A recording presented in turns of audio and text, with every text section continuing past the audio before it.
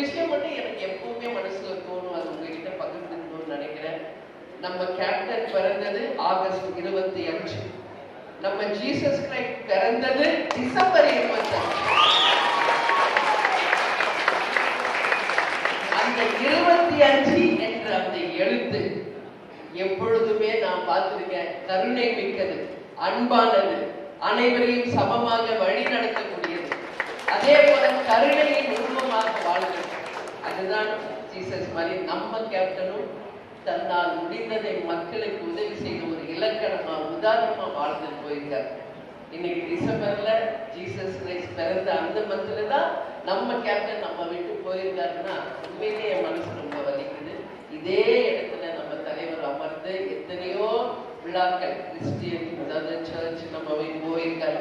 இப்போ நீங்க நினைக்கலாம், தலைவர் பிறந்த நாள் அப்போ நடிகரா இருந்த போது அவருடைய பர்த்டே அன்னைக்கு உங்களுக்கு எல்லாருக்கும் தெரியும், கோயிலுக்கும் போவாரு, சர்ச்சுக்கும் போவாரு, அதே போல தர்காவுக்கும் போய் எல்லா கடவுளையும் நம்ம கேப்டனை சமமாக வழிபட்டவர் என்பது இந்த உலகத்தில் தெரிந்த ஒரு விஷயம்.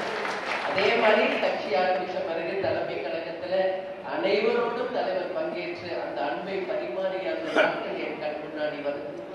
இப்போ இந்த கிறிஸ்துமஸ் நாள் வாழ்த்துக்களை உங்களோட பகிர்ந்துக்கிறதுல உண்மையிலேயே நான் மகிழ்ச்சி அடைகிறேன்.